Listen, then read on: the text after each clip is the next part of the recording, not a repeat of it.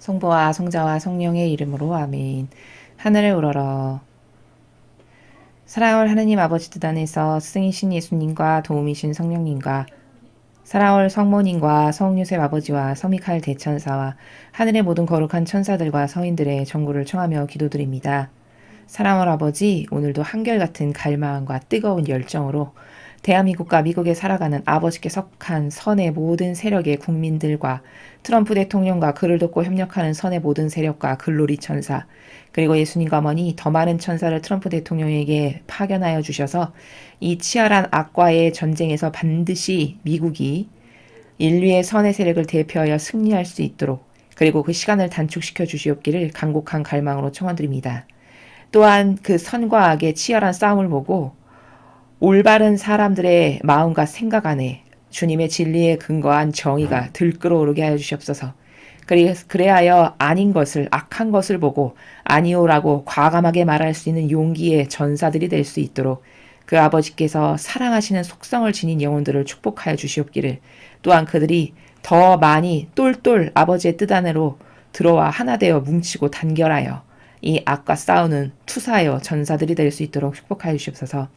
예수님과 어머니 아버지께서는 오늘도 성경을 통하여 저희들에게 신적 질서의 나라와 아버지께서 다스리시는 위대한 그 질서의 다양한 경계값의 나라들을 가르쳐주고 계십니다. 부디 저희의 내적이고 외적인 모든 것에 예수님과 어머니의 사고방식과 정신세계가 저희 앞에 늘 앞서가시어 또 저희의 내적이고 외적인 것을 쏟아 붓사오니 두 분의 정신세계에 용해되게 하시어 이제 한평생 저희를 속인 역겨운 인간의 뜻이 아니라 변함없고 영원 무궁토라고 완벽하게 절대적인 진리에 근거하여 생각하고 말하고 행동하고 분별하고 그리고 무엇을 결정하는 그런 예수님과 어머니를 닮은 저희들이 되기를 갈망하오니 그 은총으로 저희들을 축복하여 주시옵기를 특별히 어머니께 청원드려 어머니께 속한 자녀들을 같은 지향으로 봉헌드립니다.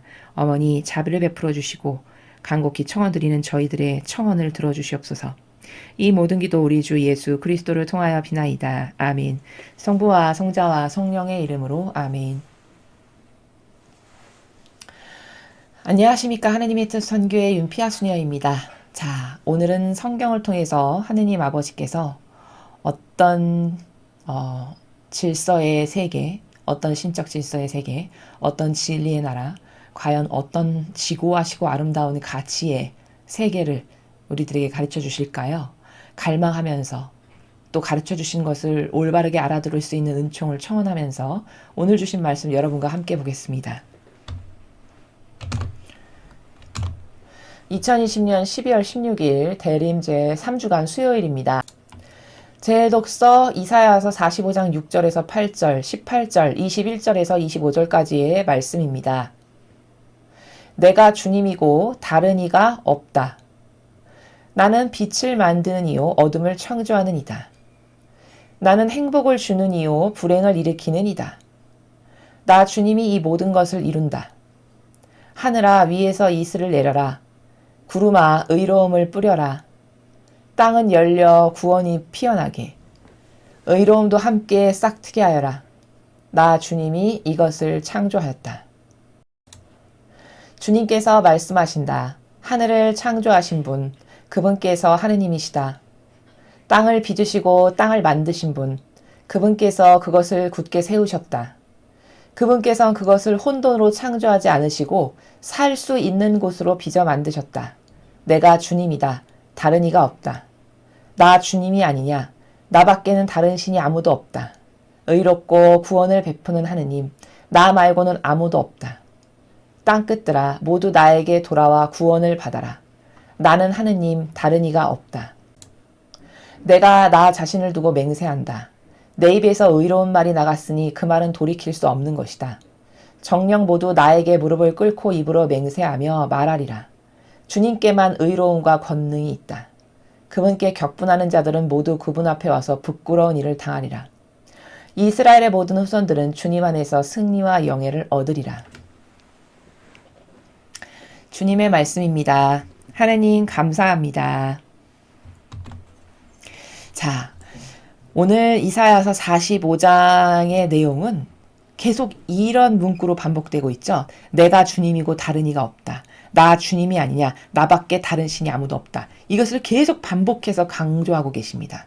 여기에 포커스를 맞춰서 이 일독서를 이해해야 올바르게 이해할 수 있습니다. 왜 하나님은 자꾸 이 45장에서 내가 주님이고 다른 이가 없다. 나 주님이 아니냐. 나 주님이 모든 것을 이룬다.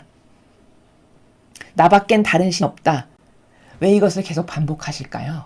자, 오늘 우리가 이 이사야서를 올바르게 봐야 되는 관점은 바로 이겁니다.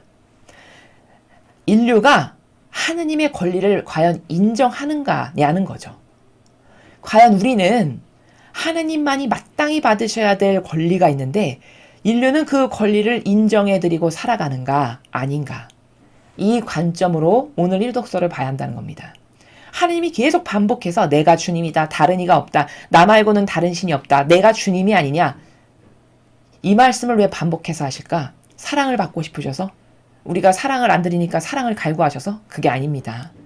반복적으로 그 어구를 반복하시는 이유는 인류가 생긴 이래로 지금까지 똑바로 하느님의 권리를 인정해 드렸던 적이 한 번도 없었다는 거예요. 왜요? 그래도 구약에 조금 있었잖아요. 여러분, 하느님의 권리를 인정해 드린다는 게 뭡니까? 자, 이 인류를 마땅히 다스려야 될 권리가 누구에게 있습니까? 오로지 하느님께만 있어요. 왜죠? 그분이 만드셨기 때문이에요. 주인이니까. 주인이고 주권자니까 당연히 주인이 다스려야 그게 마땅한 거예요. 그러니까 이 세상을 다스리실 권한은 오로지 하느님 아버지께만 있어요. 어떤 인간도 다스릴 권한 없습니다. 그치만 과거에 구약이나 이럴 때 판관도 세우고 왕도 세워주고 예언자도 세워주시고 하셨던 것은 그 대리인들을 통해서 하느님께 속한 그 일꾼들을 통해서 아버지가 다스리신 것이지 직접 다스리시지는 못했어요. 자, 그럼 직접 다스리시는 게 완성이라면 바로 새천년 왕국이 돼야만 비로소 그때가 완성되는 거예요. 왜? 그때는 이제 직접 다스리실 거거든요. 그러니까 하느님께서는 7천년기를 두고 하느님이 직접 다스리실 그 완성된 세상을 완성해 나가시는 ING의 과정 중에 있는 게 우리 인류의 역사다, 전체에. 라고 보는 관점이 맞다라는 겁니다. 오늘 이 이사야서의 모든 말씀은 내가 주인이고 다른 이가 없고 내가 너희들을 올바르게 이끌 수 있는 주인인데 너희는 한 번도 내 권리를 똑바르게 인정하지 않았다. 이 말씀을 이렇게 풀어서 말씀하시는 거예요. 빛을 만든 이도 어둠을 창조하는 이도 나다. 왜 말씀하실까요? 자랑하시려고? 내세우시려고? 아니죠. 이 빛을 만들고 어둠을 창조하는 이가 난데 너희는 나의 존재 가치를 인정하지 않는다. 그런 존재로서 너희의 주인이고 너희를 마땅히 다스려야 될 하느님으로서 인정을 안 한다는 것을 계속 말씀하시는 거예요. 깨달으라고. 자, 여러분, 이 세상에는요 하느님이 다스리시는 법칙들이 있어요. 우리는 그것을 성경에서 발견할 수 있고 확인할 수 있습니다. 하느님께서 통상 다스리시는 원리들이 있는데, 자, 그 중에 이원론이라는 세계가 있어요. 이원론이라는 세계는 뭐냐면 본질이 있고 형상이 있다는 거예요. 즉, 눈에 보이지 않는 것이 있고 눈에 보이는 것이 한다는 거예요. 우리 인간 세상 사회는. 자, 근데 문제는 뭐냐면 대다수의 인간이 눈에 보이는 것과 보이지 않는 것을 50대 50으로 놓고 균등하게 객관화를 시켜서 전체를 바라봐야 이게 불구자가 아니고 올바른 사고방식인데 대다수의 사람들은 눈에 보이지 않는 것을 간과해버려요. 그리고 눈에 보이는 것만을 믿고 따르고 그것에 의해서 판단도 하고 말도 하고 행동도 하고 심지어 그걸로 선택도 해요. 그럼 이게 올바르냐? 50%는 버린 거죠. 그러니까 반편의적 사고방식으로 일평생을 사는 거예요. 인간이. 그런데 사도들은 이렇게 고백해요. 누가 눈에 보이는 것을 믿습니까? 이렇게 고백하죠. 사도들이 그렇게 고백을 합니다. 누가 눈에 보이는 것을 믿고 따릅니까? 이렇게 말하죠. 그 말이 뭐죠? 사실 우리 눈에 보이는 이 형상이라는 것들은 거의 다 인간을 속여요. 처세로 교묘하고 유려한 말투, 표양, 착해 보이는 거, 겸손해 보이는 거 이런 다양한 형태를 통해서 인간을 속입니다. 그래서 인간은 이 형상만 가지고 뭘 생각해서 분별하고 결론 지으면 일평생 반쪽짜리 반편이 불구자 인생을 살다 죽는 거예요. 그래서 한평생을 잘못된 선택을 하다가. 근데 하느님은 보이지 않는 곳에 계신다는 거예요, 문제는. 즉 본질의 주인이시라는 거예요. 그러니 인류가 하느님을 어떻게 깨닫겠어요? 이 보이지 않는 것 자체를 인정하지를 않고 인정해야 되겠다라는 개념조차도 없는데. 그렇죠? 이러니까 하느님을 인정하지 않고 살아가는 인류에게 얘들아 내가 주님이고 다른 이가 없다. 나는 빛을 만들었고 어둠을 창조했고 내가 행복을 주는 사람이고 나 주님이 모든 것을 이룬다. 구구절절히 이런 말씀을 하시는 이유가 뭘까? 완전히 망각해서 눈에 보이지 않는 이 본질에서 모든 것이 나온 거거든요. 사실은 여러분 눈에 보이는 이 모든 형상은 사실은 보이지 않는 본질의 세계에서 다 나온 거예요. 우리도 보이지 않는 생명체인 정자, 난자를 통해서 나왔잖아요. 그쵸? 우리 몸 안에는 비물질적인 생명이 존재해요. 눈에 안 보이죠? 그렇지만 반드시 이거 없으면 사람은 죽은 겁니다. 이 생명이라는 게 없으면. 그럼 뭘까? 이렇게 비물질적인 눈에 보이지 않는 본질이라는 것이 이토록 중요한데 인류는 일평생 보이지 않는 본질엔 관심도 없어요. 그저 눈에 보이는 근시안적인 그리고 급급한 당장 사욕과 욕망으로 나한테 이익이 될까 안 될까 이런 정신으로 일평생을 살다 죽어요. 그러니 이게 반편이 인생이고 모자란 인생이고 불구자적 인생으로 살다 죽는다는 겁니다. 이래서 효용과 가치가 다 떨어지고 다 연옥 아니면 지옥 갈 수밖에 없는 이런 불행한 환경에 인류가 처해 있다라는 거죠. 그런 인류에게 주인을 깨닫게 하시는 말씀이에요. 도대체 누가 주인인지, 너의 진짜 아버지가 누군지, 너를 누가 만들었는지, 네가 어디서 왔는지 너는 이런 것을 한번 깨달아야 된다. 생각해 봐야 된다. 이 말씀을 오늘 여기서 주시는 거예요. 그러면서 자신의 존재적 가치, 어떤 분이신지를 인류에게 드러내시는데 내가 나 자신을 두고 맹세한다. 내 입에서 의로운 말이 나갔으니 그 말은 돌이킬 수 없는 것이다. 정령 모두 나에게 무릎을 꿇고 입으로 맹세하며 말하리라. 주님께만 의로움과 권능이 있다. 자, 이 보이지 않는 본질의 주인이신 아버지는 어떤 분이시냐면 한번 입에서 나갔잖아요. 그럼 돌이킬 수 없다는 건 뭐죠? 이루어지지 않고 돌아오는 예가 없다라고 했어요. 성경에. 그렇죠? 하나님이 성성을 걸어서 한번 뭘 말씀하신 것이 그게 열매 맺지 않고 허공으로 다시 돌아오는 예가 없다는 뜻이에요. 그럼 여러분 사람은 뱉어놓고도 안 지키죠? 자기가 뱉어놓은 말도 안 지키는 게 숫해요. 인간은. 근데 하느님은 2000년 전에 말씀하신 게 2000년 후에 정확하게 그 타이밍에 반드시 이루어져요. 그럼 이건 인간하고는 동과 서가 다르게 다른 거예요. 이 근거하는 정신 자체가, 시스템의 근원 자체가. 그렇죠? 인간은 뱉어놓고도 안 지키는데 하느님은 기억도 못할 2000년, 3000년 전에 말씀하신 걸 반드시 지키시는 이런 분이세요. 그럼 이게 얼마나 참된 분이신가, 그쵸? 얼마나 완벽한지를 아시겠어요? 근데 이렇게 참되고 이렇게 완벽하고 이렇게 퍼펙트한데 이런 분을 없는 하느님으로 살아요. 없는 하느님 상관도 없고 관심도 없고 있어봤자 그냥 피상적이고 형식적이어서 성당을 가도 진짜 하느님의 영이 여기 계시면 저렇게 절대 행동할 수 없는 행동들을 막 해요. 그게 왜 그럴까? 진실로 거기 계시다라고 생각지 않으니까요. 피상적이고 망상적이고 형식적이니까요. 사고방식이. 이게 뭘까? 이건 본질적 사고방식하고는 너무 다른 거예요. 완전 달라요. 하느님은 다 본질에서만 나오시는 정신과 사고방식과 근거해서 말씀하시는 게 다 그런 나라인데 우리 인간은 다 피상적이고 눈에 보이고 근시안적이고 사욕과 욕망으로 가득하고 내 자아와 결부되고 이런 것에서만 말하고 생각하고 행동하고 분별하고 결정하고 다 해요. 그럼 하늘과 땅 차이만큼 다른 갭을 느끼시죠? 갭이 하늘과 땅 차이만큼 다른 한 명은 여기서 말하고 한 명은 여기서 말하는 거예요. 그럼 이게 어떻게 소통이 될까요? 그렇죠?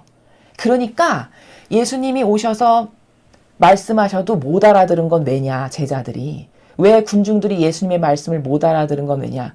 배운 게 떨어지고 학식이 떨어지고 무식해서? 아니에요. 살아가는 정신세계 자체가 이렇게 참되고 바르고 퍼펙트한 본질이라고 하는 나라에서 사시는 분과 아예 이건 배제시키고 50% 중에 이게 절반인데 절반 다 버려버리고 근시안적이고 눈에 보이고 급급하고 나에게 이득되고 어떤 거 하면 손해고 어떻게 하면 사욕과 욕망이 채워지고 이런 것밖에는 온통 관심이 없는 저급한 여기서만 사고방식을 하는 이 두 개의 세계가 절대 소통이 될 수가 없어서 그런 거라는 거죠. 그러면서 말이 나갔으니 절대 돌이킬 수 없다. 반드시 이루신다는 거예요. 반드시. 그럼 이런 하느님을 나는 지금까지 어떻게 인식하고 살았는가를 성찰해 봐야 된다는 거예요. 제가 여러분에게 하고 싶은 말씀은 이렇게 완벽한데 이렇게 완벽하고 이렇게 진실되고 왜? 반드시 이루시니까 진실하죠. 그리고 이렇게 정직한 이렇게 퍼펙트하게 이렇게 완벽하고 이렇게 진실되고 이렇게 정직하며 이렇게 참되신데 그런 분에게 일평생 인류가 도대체 드린 게 뭐냐? 우리가 일평생 이런 하느님을 어떻게 대우해드렸냐는 거예요. 뭘 도대체 인정했으며 그분의 권리를 어떻게 존중해드렸으며 그런 아버지께 난 도대체 뭘 드렸는가를 생각해야 된다는 거죠. 그래서 그런 분에게 이제 모두가 무릎을 꿇고 맹세하면서 이렇게 말할 거래요. 인류가 이런 하느님께 과연 주님께만 의로움과 권능이 있다. 깨닫게 되면 결국 주님께만 진짜 의로움과 권능이 있구나. 의로움은 뭡니까? 희생이 전제된 정신.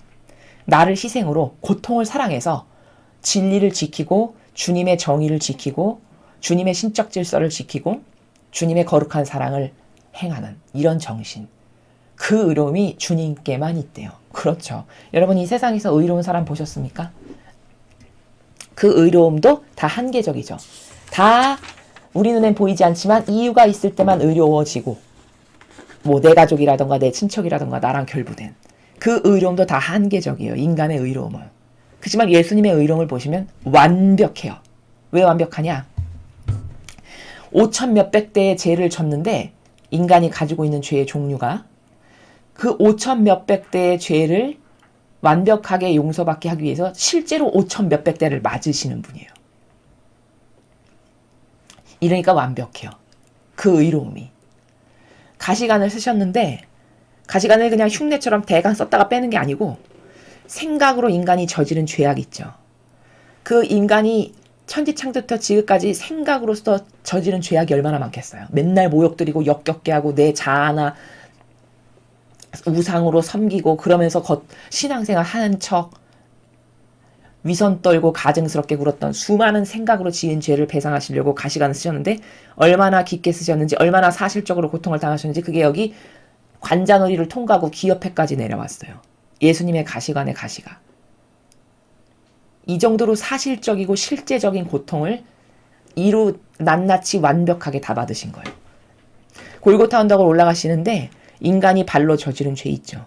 그걸 완벽하게 배상보속하시느라 발걸음을 뗄 때마다 아버지 이 오른발은 인간이 뭘로 지은 죄 배상보속합니다. 아버지 이 왼발은 인간이 이 발로 무슨 지은 죄 배상보속합니다. 이렇게 하고 오르셨어요. 얼마나 완벽합니까? 이런 의로움이에요. 과연 주님께만 의로움이 있죠? 권능, 아버지에게만 권능이 있어요. 못 이루심이 하나도 없어요. 한번 말씀하시면 반드시 이루어져요. 다 권능이에요. 전지전능하세요. 그러니까 그런 하느님께 격분하는 자들 모두 그분 앞에 와서 부끄러운 일을 당하리라. 하느님이 이런 분이신데 이렇게 완벽하고 이렇게 진실하고 이렇게 정직하고 이렇게 정의롭고 이렇게 공의롭고 이렇게 퍼펙트한데 그런 하느님께 감히 격분을 한대요. 불평, 불만, 사사로운 감정, 기타 등등의 인간의 자아가 갖고 있는 수억만 가지의 아무짝에도 쓸모없는 쓰레기와도 같은 이런 것들로 하느님께 대들고 모욕드리고 배은망덕했고 불평, 불만했고 얼마나 많은 것을 역겨움으로 드렸어요. 그게 다 격분하는 자들이에요. 그게 다 부끄러운 일을 당하게 될 거래요. 이런 하느님 앞에. 그렇지만 이스라엘의 모든 후손들은 주님 안에서 승리와 영예를 얻으리라. 그렇지만 하느님께 속한 백성, 이스라엘의 후손은 하느님께 속한 백성이에요. 끝까지 다니엘과 같은 정신으로 하느님께 완벽하게 속하기를 원했고, 어떤 것이 다가도 나는 절대 주님은 배신 못합니다. 이런 정신이 있죠. 이런 사람들이 이스라엘의 후손이에요. 남은. 그런 사람은 주님 안에서 승리와 영예를 얻으리라. 결국 마지막 시가 되면 키로 까불러가지고 1등부터 꼴등까지를 가리시는 거예요. 지금 그렇게 심판의 과정 중에 있어요. 전 인류가. 깨닫지 못할 뿐이지. 이 수많은 악을 풀으신 건 왜죠? 왜 허락하신 건 왜죠? 이 수많은 악과의 지금 전쟁터인데, 이 세상이. 이 악의 전쟁터에서 제가 어떻게 반향하나, 제가 어떻게 반향하나, 쟤는 요때 어떻게 반향하나. 지금 이걸 일일이 관찰하는 중이세요. 그래서 누가 욥과 같이 반향하나, 누가 다니엘과 같이 반향하나, 누가 성모님과 같은 여성은 없나, 누가 예수님과 같이 희생과 고통을 사랑하는 내 자녀는 없나. 지금 이렇게 시험 보는 중이라고요, 우리가. 그게 바로 키로 까불려가지고 1등부터 꼴등까지 줄 세우는 과정을 지금 아버지가 하시는 거예요. 허락하신 거예요. 이 악이 날뛰는 세상에. 왜? 이때는 누구에게 협력하고 동조하고 하나 되는가가 너무나도 명백하게 골라질 수 있으니까. 지금 이 시대는. 그래서 거기서 살아남은 사람이 바로 계시록에 말하는 14만 4천 명인 거고, 그게 바로 주님 안에서 승리와 영예를 얻을 자들이에요.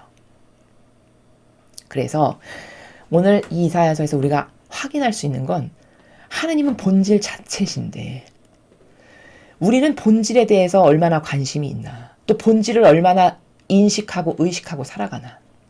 분명히 사고방식이라는 것은 본질과 형상을 50대 50으로 동등하게 인식해서 객관화되고 균형적인 사고를 하는 게 이게 정상인의 사고방식이에요. 근데 놀랍게도 인류의 지구상에 살아가는 수많은 사람 중에 이런 본질과 형상을 50대 50으로 동등하게 놓고 객관화시켜서 사고할 수 있는 사람은 거의 없어요. 왜? 진리를 모르면 절대 그렇게 사고할 수가 없거든요. 그럼 뭘까? 이건 일평생 반편의로 살다 죽는 거예요. 불구자로. 정신불구자. 근데 문제는 뭐냐? 자기가 정신불구자인 걸 몰라요. 가르쳐주는 사람이 없으니까. 진리를 전하는 사람이 없다 보니까. 그럼 어떻게 되냐? 인생의 한평생의 내 인생의 효용과 가치가 다 떨어져요. 그쵸? 왜? 50%의 확률은 무시하고 결정하니까요. 덮어버리고. 그 올바른 결정이라고 할 수가 절대 없죠. 과학적 사고방식을 해보면. 아니 50대 50의 확률로 균등하게 놓고 어떤 결정을 해야 이게 명확하고 정확하고 공평한 건데, 맨날 비상적이고 형상적이고 눈에 보이는 내 사욕과 욕망에만 사로잡힌 것만을 선택을 하고 살면 이렇게 완벽한 게 본질이라는데, 이렇게 참되고 이렇게 아름답고 이 본질을 주관하시는 분이 하느님이신데 여기에 관심도 없고 개념도 없고 속할 이유도 못 느끼고 심지어 한평생 들어본 적도 없다. 그럼 이건 완전히 버려진 거잖아요. 그럼 반편의로 사는 거예요. 한평생 반편의로. 그럼 그런 반편의의 사고방식으로 하는 사람이 뭐 옳다 그러다 말하는 게 과연 맞을까요? 그럼 그렇게 반편의로 살아가는 사람이 뭘 결정한 게 그게 퍼펙트할까요? 그럼 그렇게 반편의로 살아가는 사람이 효용과 가치가 100%짜리 일을 할 수가 당연히 없죠. 이게 현재 살아가는 인류의 엄청난 부작용이라는 거예요. 엄청난. 그리고 이상한 마귀에게 동조하고 일평생 협력하고 하나 되다가 결국엔 지옥 가는. 왜? 반편이니까. 본질을 바라봐야 저게 마귀인가 천상가를 알 수 있는데, 본질을 바라보는 눈이 없으니까 마귀인지 천사인지 겉에 보이기에 천사 같아. 거룩하고 긴 옷 입고 높은 모자 쓰고 십자가 들고 천천히. 이러면 천사 같아. 하느님의 일꾼이구나. 그리고 그와 적극적으로 협력하고 하나 되고 동조한다. 이러면 이제 본질은 완전히 무시된, 예수님이나 어머니의 사고방식과 정신과 가르침과 모범과 카리스마라는 것은 아예 고려되지 않은 사고방식을 함으로써 마귀인지도 모르고 마귀하고 완전히 하나 되고 용해돼서 결국에는 마귀 가는 지옥을 나도 갈 수밖에 없는, 이 현실이 오늘날 우리의 현실이라는 겁니다. 이게 얼마나 안타까울까요? 아버지 보시기에. 그쵸? 인간도 이런 손실을 참을 수가 없어서 정의가 들끓어서 이렇게 얘기를 하는데, 그럼 그것의 주인이신 아버지가 보시기엔 자녀들이 그렇게 다 죽어간다면 얼마나 안타까우실까요? 그렇죠? 이것을 이사야 예언자를 통해서 말씀하시는 거예요. 얘들아, 나는 이런 하나님이다. 나는 너희들의 주인이고 나는 이 모든 인류를 이거 내가 다 만들었고 주관자고 이런 내 권리를 아무도 인정 안 한다. 이 말씀을 지금 하시는 거라는 거예요. 과연 우리는 생각해 볼 게 정말 많아요. 진리 안에서는. 자신을 성찰해 볼 나라가 한두 가지가 아닙니다. 진리를 매일 배우는 것은 배워서 나를 성찰하는 거예요. 오늘 배운 진리에 의하면 하느님은 이런 분이신데, 하느님의 법칙은 이런데, 하느님의 다스림은 이런데, 나는 그것과 어떻게 다르지? 그것과 어떻게 같지? 나는 그것과 얼마나 많이 다르고 얼마나 역겹지? 얼마나 벗어났지? 이런 걸 성찰하는 거예요. 스스로 조용히 기도하면서 혹은 묵상하면서. 그래서 발견한 것을 내가 이런 걸 속았구나. 내가 이런 것에 잘못된 사고방식으로 빠져서 살았구나. 또 버리고. 발견해서 또 버리고. 이렇게 해서 계속 자 안에서 꿈틀거리면서 나를 일평생 속이는 이런 인간의 역겨운 속성들을 계속 버리고 예수님과 어머니께서 가지고 계신 속성 안에 얼른 용해돼서 그래서 두 분이 내 안에서 사실 수 있는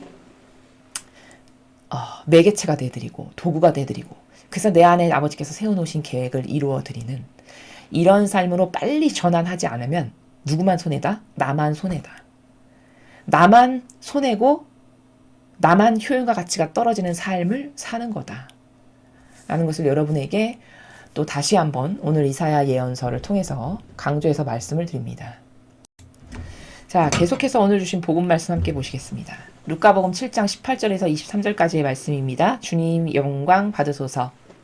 그때 요한은 자기 제자들 가운데서 두 사람을 불러 주님께 보내며 오실 분이 선생님이십니까? 아니면 저희가 다른 분을 기다려야 합니까? 하고 여쭙게 하였다. 그 사람들이 예수님께 다가와 말하였다. 세례자 요한이 저희를 보내어 오실 분이 선생님이십니까? 아니면 저희가 다른 분을 기다려야 합니까? 하고 여쭈어보라고 하셨습니다. 그때 예수님께서는 질병과 병고와 악령에 시달리는 많은 사람을 고쳐주시고 또 많은 눈머니를 볼 수 있게 해주셨다. 예수님께서 그들에게 대답하셨다. 요한에게 가서 너희가 보고 들은 것을 전하여라. 눈머니들이 보고 다리 저는 이들이 제대로 걸으며 나병한 자들이 깨끗해지고 기먹은 이들이 들으며 죽은 이들이 되살아나고 가난한 이들이 복음을 듣는다. 나에게 의심을 품지 않는 이는 행복하다. 주님의 말씀입니다. 하느님 감사합니다. 자, 이제 세례자 요한에 대해서 하도 분석을 많이 했기 때문에 저희 강의를 꾸준히 들으셨으면 세례자 요한이 왜 유려하고 교묘한 마귀였는가? 유려하고 교묘한 마귀에 사로잡혀서 사명을 완벽하게 완수하지 못했는가에 대해서 다양한 관점으로 다 말씀을 드렸습니다. 자, 이 교회에 속한 누군가가 아직도 세례자 요한은 참 겸손의 모범이고 정말 위대한 사명을 수행한 사람이고 이렇게 말한다면 여러분 오늘 제시할 근거 자료가 하나 더 생기셨어요. 이 루카복음 7장 18절에서 23절의 내용을 그 사람에게 갖다 보여주고 23절에 예수님께서 이렇게 말씀하셨죠. 나에게 의심을 품지 않는 이는 행복하다. 그럼 이 말은 역으로 무슨 말이죠? 세례자 요한은 예수님께 의심을 품었다는 말이죠. 그럼 세례자 요한을 의심을 품은 자라고 평가하셨네요. 근데 어떻게 그게 훌륭하다라고 말하는 겁니까? 이렇게 반박하셔야 돼요. 이것 말고도 이 반박할 게 아주 널렸죠. 성경에. 여기서만 이런 말씀하신 게 아니기 때문에. 세례자 요한은 예수님이 메시아신 걸 알았어요. 왜? 세례 줄 때 하늘이 열리며 비둘기 날아다니며 말씀 내려왔죠. 이는 내가 사랑하는 아들, 내 마음에 드는 아들이다. 너희는 그의 말을 들어라. 그 말씀도 자기는 세례 주는 당사자로서 들었던 사람이에요. 그런 입증이 한계가 아니에요. 세례자 요한은. 그쵸? 그랬죠. 예수님이 오셔서 이골 저골 다니면서 기적 행하시고 말씀 선포하시고 이러는 걸 다 동시대 사람으로 얼마든지 볼 수 있었던 사람이잖아요. 그쵸? 그럼 한 개만 목격한 게 아니란 말이에요. 근데 이 말도 했다가 이 말도 해요. 나는 그분의 신발끈을 풀어드릴 자격도 없다라고 겸손한 척 온갖 겸양 떨면서 그런 말 하면서 동시에 죽기 직전에 제자 보내서 오시기로 한 분이 맞냐고 여쭤보래요. 그래서 지금 제자들이 가서 여쭤보는 상황이잖아요. 진짜 오시기로 한 메시아 그리스도 맞냐? 아니 그럼 신발끈을 풀어드리기 합당하지 않다라고 말한 건 또 뭐고? 이제 와서 오시기로 한 분이 맞냐라고 물어보는 건 또 뭐예요? 아니, 두 개의 노선을 다 갖고 있는 거잖아요. 예도 아니오도. 이게 마귀의 속성이에요. 예도 하고 아니오도 하고 동시에. 요게 누가 요런 속성을 잘 가지고 있냐? 유려한 스타일 있죠. 뭔가 결단을 딱딱 부러지게 내리지 못하는 우유부단하고 유려한 스타일은 이런 마귀의 속기가 굉장히 좋아요. 절대성이 있는 사람들은 단 한 명도 이런 속성을 가지고 있지 않아요. 예도 하고 아니오도 하는. 여러분 다니엘과 같은 속성을 생각해 보세요. 거기 너 오늘 사자굴에 좀 집어던져야 되겠다. 근데 죽일 테면 죽이십시오. 이런 근성이죠. 거기는 딱딱 부러지는 속성이에요. 예, 아니오. 아주 명확하게. 불가마에 던질 때 그 새 친구들도 던지려면 던져보십시오. 오늘 주님이 얼마든지 건져주실 거고 만약에 오늘 죽는다면 그게 아버지의 뜻이고 이런 식이잖아요. 거기 어디 유려한 구석이 한 군데라도 있습니까? 없어요. 그런 마귀가 들러붙을 수가 없어요. 속성이 그렇게 깔끔하게 딱딱 떨어지는 예 아니오만 하는. 근데 하느님의 일꾼들은 다 이런 속성을 가져요. 그걸 강한 인자라고 봐요. 그래서 12명의 제자도 예수님은 어떤 사람을 뽑았냐면 다 열성당원, 혁명당원, 어부 이런 사람만 뽑았어요. 왜? 우유부단하지 않은 사람, 유려한 마귀를 경계하신 거예요. 유일하게 제자를 뽑으실 때 그리스도의 시에 보면 꺼려하신 속성이 2명이 있었어요. 누구냐? 그게 바로 토마스와 가룟 유다예요. 그리스도의 시에 보면 아주 자세하게 나와요. 토마스는 2번 거절하셨지만 결국 받아들이셨고 유다는 3번 거절하셨지만 3번 다 갈망으로 청하니까 결국 받아들이셨어요. 근데 아니나 다를까? 여러분 속성이 얼마나 무서운 거냐면요. 안 받고 싶어 하셨던 그 2명에게서 우리가 부작용을 봐요. 결국엔 부작용을 일으키죠. 그렇죠? 토마스는 어떤 부작용을 일으키죠? 나는 여기 넣어보지 않고선 절대 믿을 수 없다. 이 부작용을 일으키잖아요. 결국에는. 그리고 유다는 결국에는 예수님을 팔아넘기는 절대 해서는 안 될 일의 당사자가 돼요. 그래서 영원히 멸망할 수밖에 없는 길을 자기가 선택하고 말죠. 그러니까 예수님은 정확히 말하면 그들이 그런 열매를 맺을 사람들이란 걸 아신 거예요. 보신 거죠. 본질의 나라에서 이미. 그런 속성을 가진 이런 애들은 사명 안에 다가왔을 때 결국은 실패할 텐데 그러니까 안 뽑고 싶으셨던 거예요. 왜? 어부나 열성당원 혁명 같은 사람들은 스타일이 아주 강하고 고집 세고 그래서 예 아니면 아니요 아니면 절대 2개를 동시에 아사부리하게 갖는 이런 스타일의 속성들이 아니에요. 그럼 이건 유려한 마귀의 먹잇감이 되기 힘들어요. 근데 유다 어떤 스타일입니까? 돈에 관심 많아요. 세상적인 관심 엄청 많았던 사람이에요. 뭐 그 당시에 유명한 유지 뭐 이런 유명한 사람들 이런 사람들 엄청 많이 알고 있다고 자랑하는 이 정도의 세상적인 기호와 정서가 만연했던 사람이에요. 똑똑은 했어요. 그러니까 이런 게 악의 통로가 될 걸 아시고 안 뽑고 싶으셨던 거거든요. 근데 아니나 다를까 결국 그 2명이 흠집을 내죠. 이렇게 속성이라는 것은요. 이 진리에 근거한 속성이 아닌 것은 참 마귀 되기 쉬운 아주 조심해야 될 속성들이에요. 여기 오늘 세례자 요한이 그렇게 대표적인 유려한 마귀의 대표주자예요. 예도 하고 아니오도 동시에 하는. 자, 그래서 결국엔 예수님이 기가 막히고 어이없으시니까 정말 편안하게 말씀하셨지만 사실 저 속뜻은 네가 나를 안 믿는다는 걸 내가 안다. 이 말씀이죠. 그렇죠? 참 씁쓸한 거예요. 나에게 의심을 품지 않는 이는 행복하다. 토마스야 너는 나를 보고야 믿느냐? 보지 않고도 믿는 사람은 행복하다. 같은 나라죠. 그래서 도대체 그러면 세례자 요한은 왜 이렇게 악의 도구가 됐을까? 사명을 완벽하게 수행 못하고. 자, 거슬러 올라가 보죠. 그 마귀가 어디서 타고 들어왔나 생각해 보죠. 성경에 나오는 걸로만 근거해서 말씀을 드리는 거예요. 그러면 세례자 요한의 그 대해서 나와 있는 성경의 사실에 근거해서 보면 유일하게 악이 들어갔을 상황이라고 분별할 수 있는 케이스가 딱 그 아버지 지가리아예요. 지가리아가 돌아가면서 사제직을 수행할 때인데 자기가 당번이어가지고 자기가 사제직을 수행하는 날 천막안에 들어갔는데 그때 마침 천사가 왔어요. 천사가 나이 많은 자신의 아내인 엘리사벳이 이제 이런 아이를 갖게 될 잉태를 하러 온 건데 그 축복의 메시지를 전하러 온 천사에게 의심은 품는 발언을 하죠. 아니, 내 아내가 나이가 몇인데 어떻게 그런 일이 있을 수 있냐고 이런 의심을 품는 말을 해요. 그랬더니 그 천사가 당장 어떻게 하죠? 너는 때가 되면 이루어질 하나님의 일을 의심했으니까 너는 오늘부터 벙어리가 돼야 되겠다고 입을 막아버려요.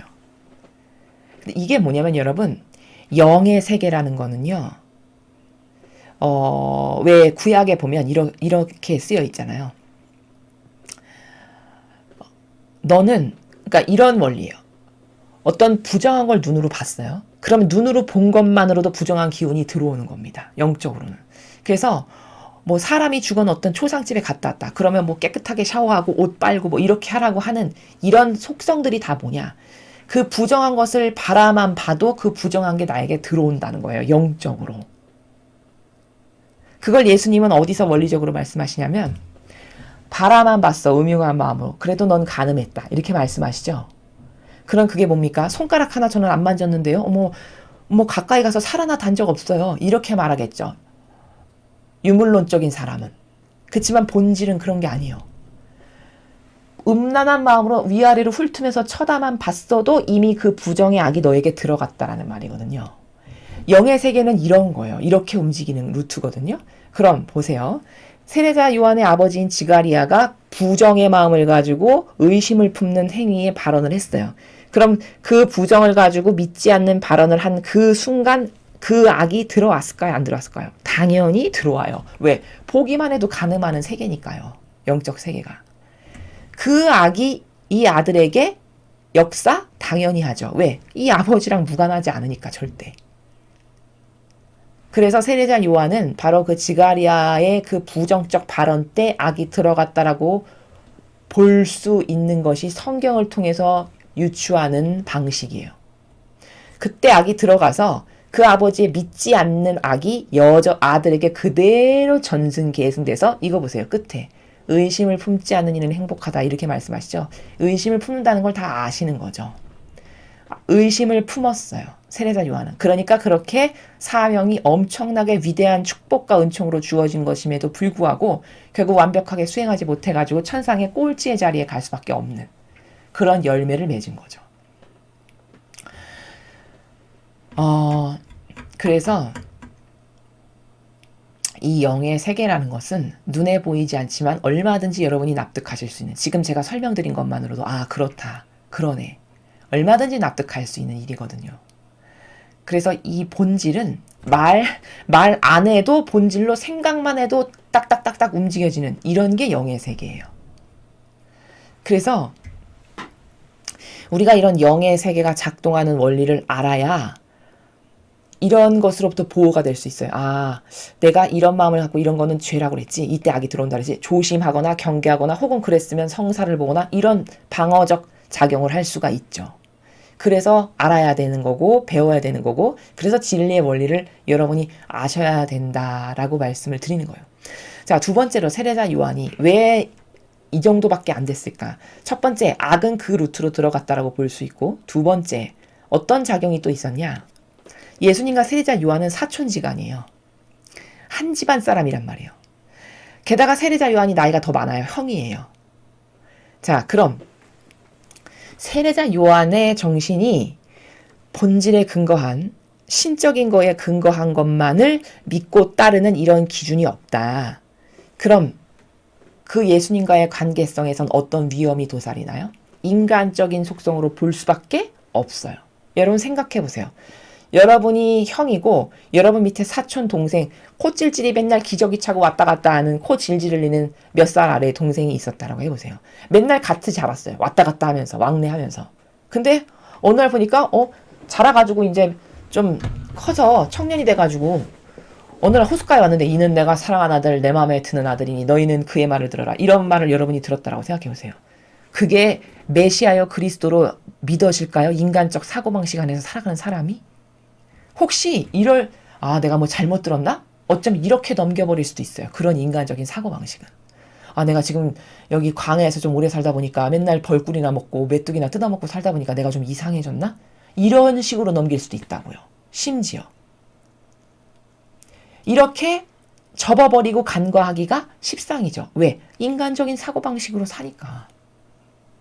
그러니까 세례자 요한은 그의 행동이나 반향이나 말한 걸 통해 볼 때 이 아버지의 루트로부터 악이 들어온 거 플러스 자신이 인간적인 사고방식으로 살아갔던 부작용이 있죠. 그래서 메시아라고 똑바로 그리스도라고 볼 수 없었던 이 부작용들의 조합 때문에 그렇게 위대한 사명을 받았으나 올바른 반향을 할 수 없는 이런 안타까운 현실의 열매를 맺은 게 바로 세례자 요한이다. 라고 종합해서 말씀드릴 수 있다라는 거예요. 자, 그래서 오늘 우리는 본질적인 사고방식, 본질이라는 건 뭘까? 모든 사물은 본질과 형상으로 이루어져 있어요. 50대 50의 관점으로 똑같이 동등하게 놓고 바라보고 인식하는 게 이게 정상적인 올바른 사고방식이에요. 어디에 치우치지 않고 올바른 결론을 도출할 수 있는. 그러나 대다수의 사람은 여러분 스스로를 한번 생각해 보세요. 여러분이 본질을 뭘 의식하고 결정을 하나 아니면 눈에 보이는 것에 근거해서 혹은 내 정서나 기준이나 내 선에 근거해서 뭐가 옳다 그르다 맞다 틀리다 이렇게 말을 하는가. 아마 거의 90% 이상의 사람은 눈에 보이는 걸 가지고 저는 말하고 행동하고 판단합니다. 이렇게 말하는 게 정직한 답변일 거라는 거죠. 지금까지 인생을 그렇게 살았다면 좋은 결과가 있었을 리가 없는 게 너무 당연한 거라는 거예요. 거기 어떤 신적 열매가 맺어지지 않는 게 당연하다는 거예요. 왜? 사고방식의 근원과 기원이 잘못됐으니까. 그러니까 이제부터는 오늘부터는 본질과 형상을 50대 50으로 똑바로 놓고 무엇을 봐서 생각하고 말하고 행동하고 선택하는 이 연습을 하셔야 돼요. 이 나의 기존의 형상에만 치우쳤던 사고방식을 다 버리고 그게 답이라는 거고 오늘 복음에서는 세례자 요한에 대해서 또 나왔는데 예수님이 오늘은 아예 대놓고 나에게 의심을 품지 않은 이는 행복하다. 즉 세례자 요한은 나를 끝까지 믿지 않고 의심했다. 이 말씀을 하시는 거예요. 그럼 도대체 그 의심했다라고 하는 악은 언제 들어갔으며 왜 작용을 하는가에 대해서 제가 말씀을 드렸어요. 이게 눈에 보이지 않는 영의 세계의 진실이에요. 이런 영의 세계가 있다라는 걸 여러분 인정하실 수밖에 없죠. 제가 몇 가지의 근거를 들잖아요. 눈에 너가 여자를 음탕한 마음으로 위아래로 훑어봤어도 이미 너에게 부정이 들어갔다라고 말씀하시는 너는 가늠한 것이다 라고 말씀하시는 그 세계가 뭔지를 지금 말씀을 드린 거예요. 그러니 말 하나 잘못해서 악이 들어가는 게 얼마나 쉬운 일일까요? 그렇죠? 부정적인 부정 타는 말을 해서 악이 들어오게끔 하는 게 얼마나 쉬운 일일까를 생각해 보세요. 부정적인 말 숱하게 하죠. 이 성경에 근거하지 않은 말 숱하게 하잖아요. 그게 다 나쁜 영향을 내 영혼에게 끼치는 거다라는 겁니다. 이런 것에 대한 인식이 없으니까 그게 뭔지 모르니까 그런 것을 하고 사는 거다 우리가. 그래서 오늘 배운 것을 요약 정리해서 본질과 형상에 근거하여 똑바로 50대 50으로 근거해서 사고하는 정신을 갖자. 또 영의 세계가 도대체 뭔가. 이걸 오늘 들으신 강의를 중심으로 잘 스스로 성찰해 보시고 묵상해 보시고 자꾸 깨닫고 갈망하고 그래서 버려야 될 거 버리는 그래서 아버지가 주시고자 하시는 사랑과 축복을 여러분이 다 받으실 수 있는 그런 여러분들이 되셨으면 좋겠습니다. 이상으로 2020년 12월 16일 대림제 3주간 수요일 복음 해설을 마치겠습니다. 감사합니다.